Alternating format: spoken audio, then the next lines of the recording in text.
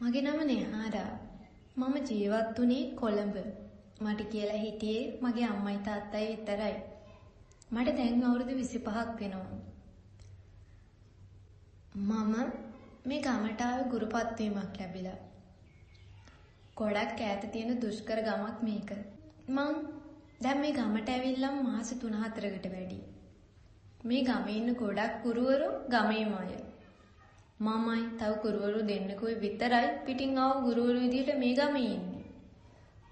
මම නැවතිලා ඉන්නේ දිල්නිමිසුයි ප්‍රියාමිසුයි එක්ක ගමේ කෙළවර තියෙන බංගලාවක. ඒ බංගලාව අයිති ප්‍රියාමිස්ගේ තාත්තට. ප්‍රියාමිස්ගේ තාත්තට මේ ගමේ හොඳ තැනක් තියෙනවා. සාරපුරුෂ පෙනුමක් තිබ්බත් ප්‍රියාමිස්ගේ තාත්තට තිබුණේ හොඳ හදවතක්. දිලිනිමිස්ටයි මටයි ප්‍රියාමිස්ගේ තාත්තා සැලකුවේ එයාගෙම දුවලට වගේ. නිවාඩු දවසට අපි 3 දෙනා ගම වටේම ගිහිල්ලා ගමේ සුන්දරත්වය බලන්න අමතක කරේ නෑ. ඒත් සති 2-3ක ඉඳලා මට එච්චර හොඳ හැඟීමක් නෑ. මට නිතරම දැනෙනවා කවුරු හරි මගේ ළඟින් ඉන්නවා වගේ. සමහර දවස්වලට හවස 6ට විතර මම දකිනවා එක ගෑනු කෙනෙක් මේ ගේ වටේ කැරකෙනවා. ටිකක් වෙලා මගේ දිහා බලන් ඉඳලා එකපාරටම අතුරු දහන් වෙනවා. මට හිතා ගන්න බෑ. ඒ කවුද කියලා. ඒ වගේම දවස් 2-3ක ඉඳලා ඒ ගෑනු කෙනාව මට හීනෙන් පේනවා. එයා මගේ හිනවලට ඇවිල්ලා මට මොනවා හරි කියන්න හදනවා. ඒත් එයා කියන්න හදන්නේ මොනවද කියලා මට නම් තේරෙන්නේ නැහැ. එයා කොච්චර කට හෙල්ලුවත් එයාගේ කටින් කවදාවත් වචනයක් පිට වෙලා නැහැ. දැන් නම් මට ඉස්කෝලේ ගියත් හැමතිස්සෙම මතක් වෙන්නේ මේක. හරිම නිදහසින් හිටපු ගෑනු ළමෙක් මම. ඒ දැන් මේක මට ලොකු අදයක් වෙලා. දවසක් ප්‍රියාමිසුයි මායි රබර් වත්ත දිගේ ඇවිදගෙන යද්දි මම දැක්ක මේ ගෑනු කෙනා කොණක හිටගෙන ඉන්නවා. මම මේ වෙලාවම ප්‍රියාගෙන් ඇහුවා ප්‍රියා කවුද අර ගෑනු කෙනා? ප්‍රියා මගෙන් ඇහුවා මොන ගෑනු කෙනාද? අර රබර් වත්ත කෙළවරේ හිටන් ඉන්නේ. කොහෙදනි? මට කාවත් පේන්නේ නෑනේ. ප්‍රියා එහෙම කිව්වා. අනේ අර ඉන්නේ අනේ අර පොඩි ළමෙක් වගේ.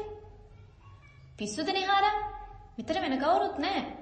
තේව අත්තරම ඉන්නේ අපි දෙන්න විතරයි. එහෙම කියලා ප්‍රියා ඉස්සරහට ගියා. එතකොට තමයි මගේ කකුල් දෙක පණ නැතුව ගියේ. දෙයියනේ. ප්‍රියා ගියේ ගෑනු කෙනාගේ ඇඟ ඇතුලෙන්. මට මතක මං ඇදගෙන වැටුණා විතරයි. මම හැරෙද්දි මම හිටියේ ප්‍රියාලයි ගෙදර. දෙයියනේ මං හොඳටම බය වෙලා හිටියේ. ප්‍රියාගේ අම්මා මාව පන්සලට එක්කගෙන ගිහිල්ලා මට පිරිත් නූලක් දැම්මා. ටික දවසක් යනකම් මං ඉස්කෝලේ ගියෙත් නෑ. මගේ හිතේ තිබ්බේ ලොකු බයක්. ඇත්තටම මං අවතාර විශ්වාස කරන කෙනෙක් නෙවෙයි.